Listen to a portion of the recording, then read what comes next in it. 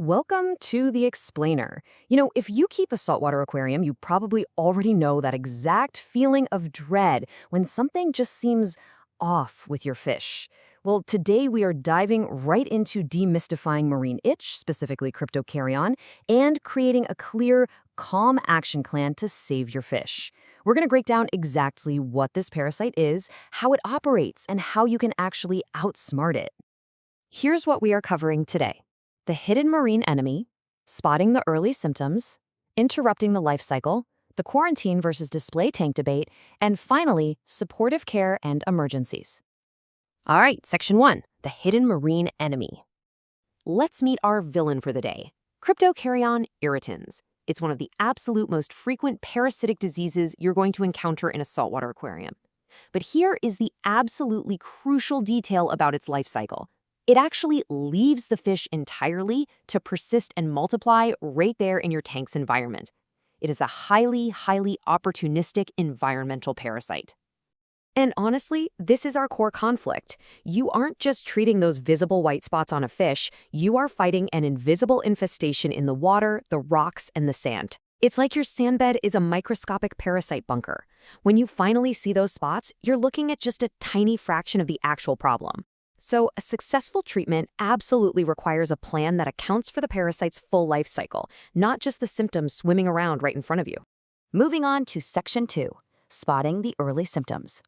We need to play detective here, because those subtle behavioral clues happen way before classic white spots ever appear. First comes flashing.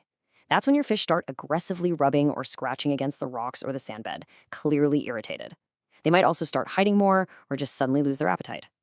Step 2 is increased respiration. Maybe they're hanging out near high flow areas, and just general lethargy. It is only at Step 3, much later in the infection, that those tiny salt grain-like spots finally appear on the body, fins or gills. Which brings us to a massive question. Why does treating only the fish almost always fail?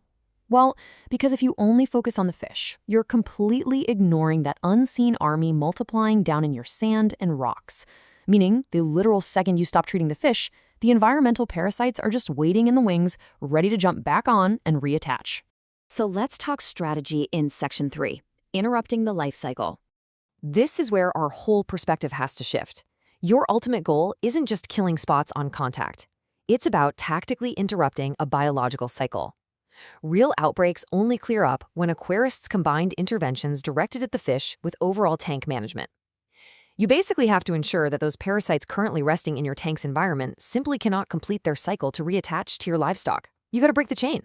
And looking at how this opportunist operates, true Cryptocaryon signs evolve consistently over just hours to a day. They don't just randomly disappear. And temperature really matters here too. A warmer tank actually accelerates the parasite's timetable.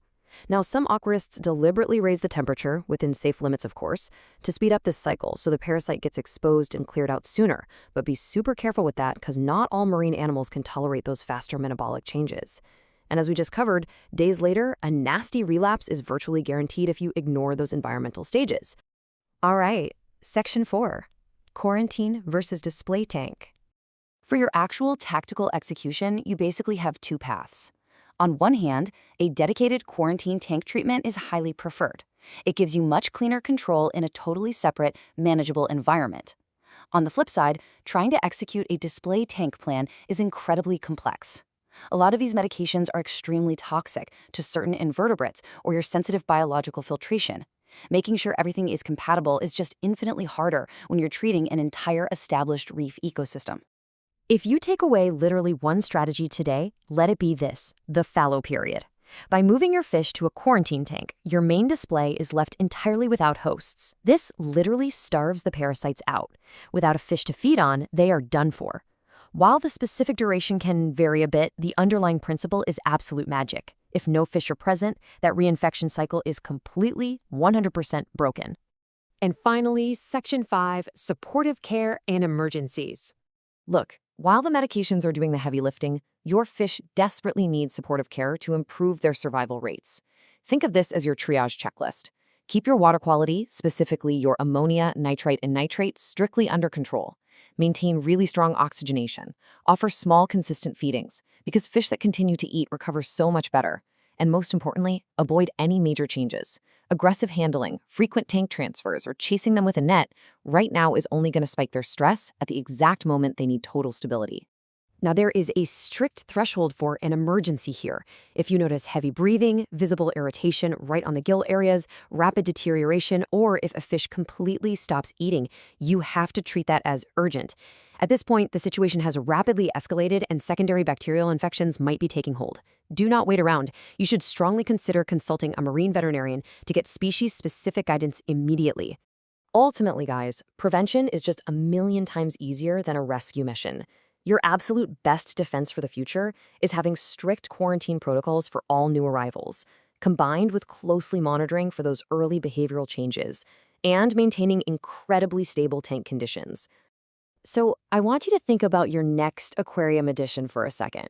How will prioritizing these early detection skills, spotting that subtle flashing long before the first white spot ever appears, change the fate of your tank?